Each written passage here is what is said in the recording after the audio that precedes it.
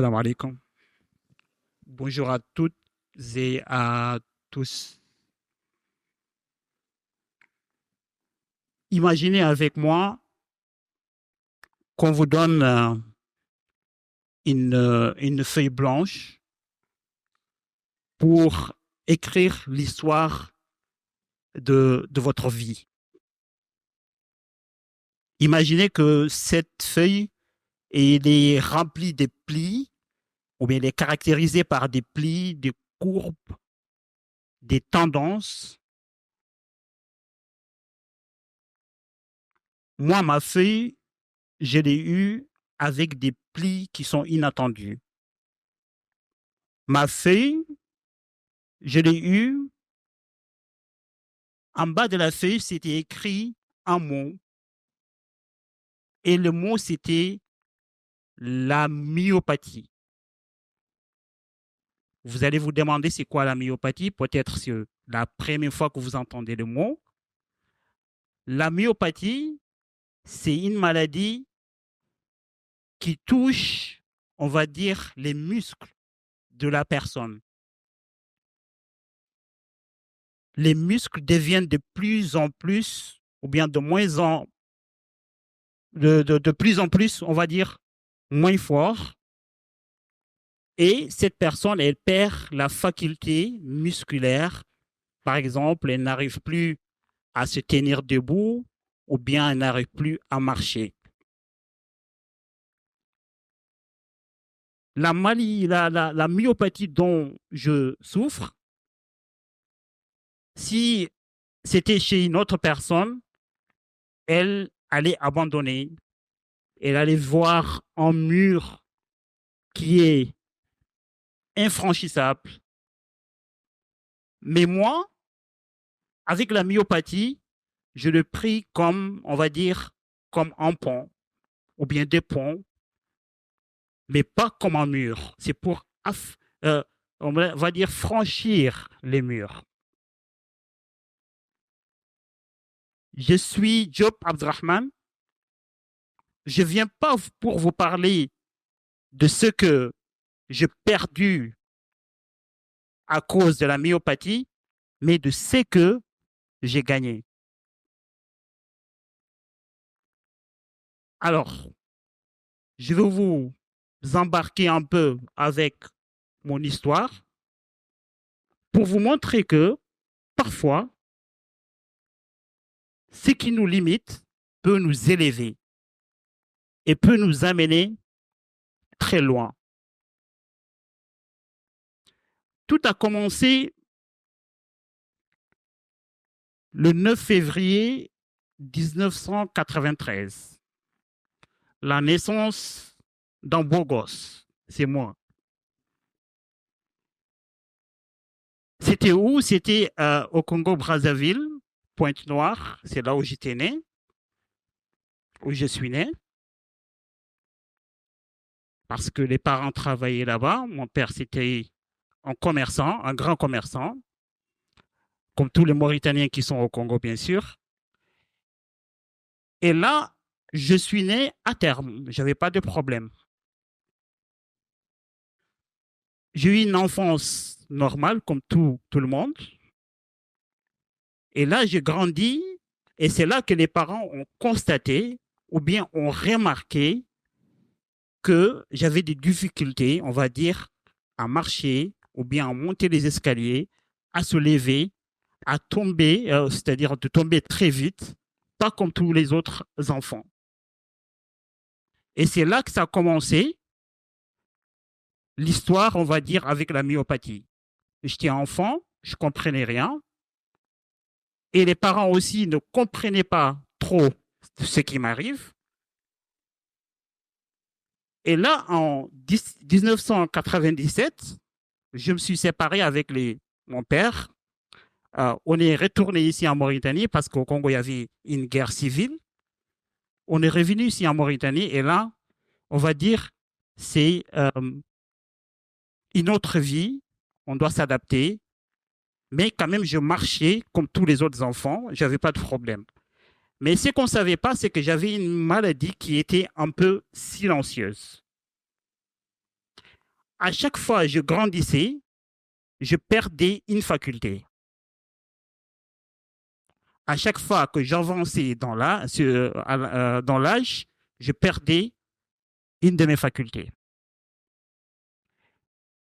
Comme je vous ai dit, je passe une enfance qui est très facile, comme tous les autres enfants, dans les quartiers de Nouakchott, 5e, 6e, Batsra. Et là, moi-même, je me suis rendu compte, quand j'avais 11, 12 ans, que je sentais que je perdais certaines facultés. Je me suis rendu compte, je ne suis plus comme Abdrahman de l'année dernière, Abdrahman de il y a 2 ans, il y a 3 ans. Donc, je me suis posé des questions. Qu'est-ce qui m'arrive? Parce qu'on ne m'a jamais expliqué ce que j'ai. Mais ce qui m'a sauvé, en fait, c'est que je suis dans une famille, on ne te met jamais à côté. On t'intègre toujours. On ne te prend pas comme une personne qui a une différence. On t'intègre toujours. On va dire que je fais toute mon enfance avec ma mère, qui était là avec mes frères, ma sœur, qui m'ont aidé, on va dire, à faire mes études. J'ai fait mes études ici à Nouakchott, toutes mes études d'ailleurs, une grande partie de mes études ici à Nouakchott. Mais ce qui était un peu difficile pour moi, c'est quand j'ai eu, on va dire, 12, 13 ans. Parce que là, le trajet que je faisais entre la maison et l'école commence à se réduire. Rappelez-vous, je vous ai dit que la myopathie, je perds certaines capacités. C'est-à-dire que si je pouvais marcher 1 kilomètre, l'année prochaine, je vais marcher 900 mètres. Ainsi de suite. Ça rétrécit. Il faut que je me repose au moins 5-10 minutes pour pouvoir aller encore, marcher. Et là, je continue avec le même rythme. C'était difficile, c'était très difficile. Mais je forçais. Je faisais tout pour que je continue les études, faire tout pour que les parents soient fiers de moi et que je les vois aussi heureux. En 2012, j'obtiens mon bac. Et là, on va dire, ça commence une nouvelle aventure. C'est à la fac, à la faculté des sciences techniques. C'est beaucoup de monde. Il faut être très rapide. Et là, j'ai calculé, j'ai dit, il faut prendre une chaise roulante. C'est fini. Parce que là, je ne pouvais plus, en fait, forcer. Ce n'est pas une petite école, c'est une faculté. Et là, quand je décide de prendre la chaise, je sais que ce que je suis en train de faire, c'est très dangereux. Je n'ai pas le choix. Mais j'ai pris quand même la chaise. J'ai fait tout pour terminer les études avec la chaise, on va dire études universitaires, qui est la licence. Je ne vous dis pas que c'était facile, 3 ans. C'était très difficile entre le transport, les classes, les salles de classe qui n'étaient pas accessibles. J'ai raté des cours. Je ne rentrais pas d'autres cours, mais je fais avec. L'objectif que j'avais dans ma tête, c'est quoi? C'est que je devais réussir coûte que coûte. Et là, en 2015, j'obtiens une bourse d'études parce que j'étais major de ma promotion. Je dois aller en Tunisie pour apprendre. J'ai eu 2 ruptures. La première rupture, c'était entre mon père et moi, c'est-à-dire la famille se sont séparés parce que mon père était resté au Congo. Et la deuxième rupture, c'était que j'allais quitter la famille pour aller dans un autre pays, tout seul. Donc, il me faut une deuxième adaptation. Et là, je vous raconte cette histoire. Quand je devais aller en Tunisie, il y a beaucoup de monde qui me disait, mais il ne va pas réussir. Il ne va pas tenir. Il va faire une semaine, il va revenir. Il va faire quelques jours, après il va revenir. Au lieu que ces personnes t'encouragent, ils étaient là à t'envoyer des ondes négatives. Et quand tu es une personne qui n'est pas très forte, en général, vous allez lâcher. Vous allez abandonner. Et moi, c'était le contraire. Je voulais voir, je sais, là où je pars, je connais personne. Je sais que ça va être difficile, mais moi, j'adore l'aventure. Je décide de partir.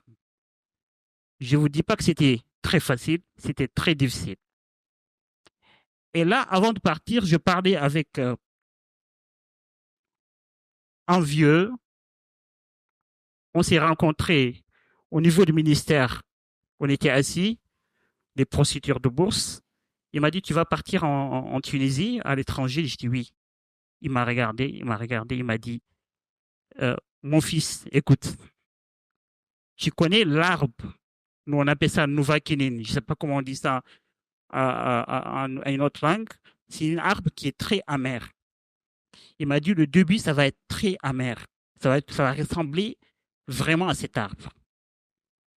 Mais quelques temps après, ça sera comme du miel. Il ne faut pas abandonner. Et là, c'est resté dans ma tête.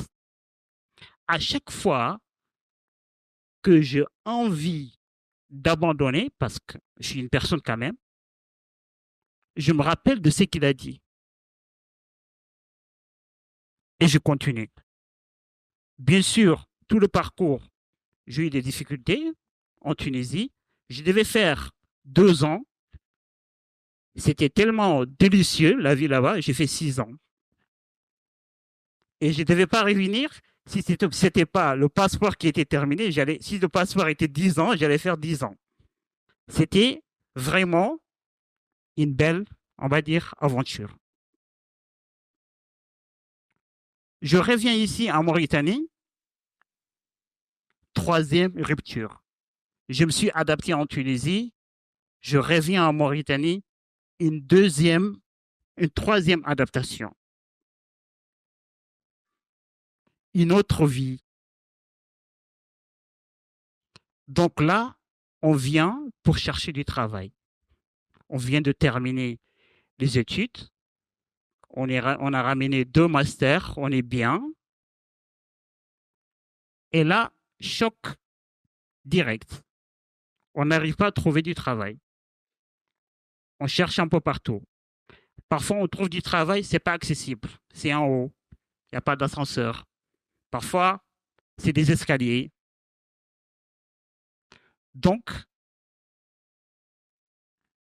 toutes les idées folles, j'adore. Je décide de mettre en place un cabinet de nutrition. Je me dis, tu vas mettre en place un cabinet de nutrition. Et quand je parlais de ça à d'autres personnes, surtout, on va dire, des gens, je ne vais pas dire mes proches, la famille, mais des personnes que je connais, ils me parlaient, mais toi, tu es malade. Nutrition, on s'en fout de ça. Il n'y a personne qui se nourrit bien ici. J'adore entendre des paroles comme ça, des gens qui veulent te faire tomber. Je commence Nutri conseiller avec quoi? Avec une balance. Une balance. Je ne l'ai pas achetée, on me l'a donnée. je commence la première consultation dans ma chambre avec un PC. Et là, ça continue. Ça tourne, ça tourne. Je signe en ligne le premier contrat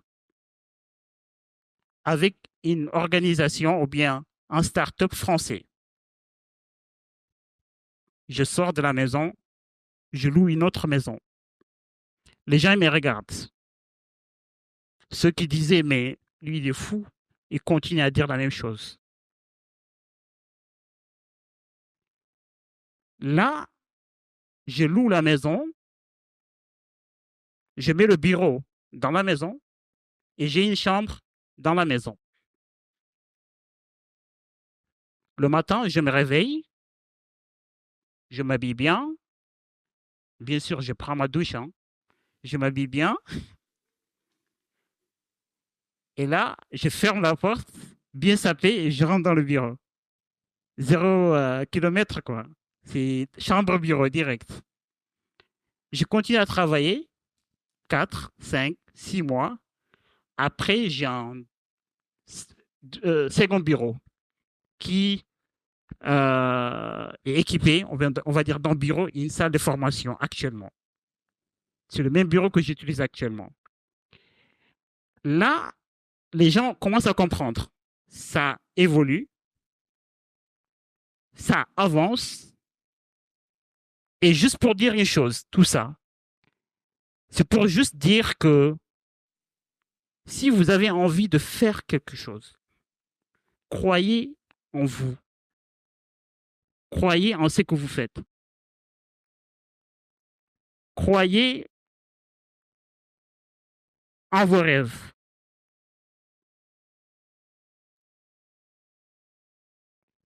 Et que vous soyez,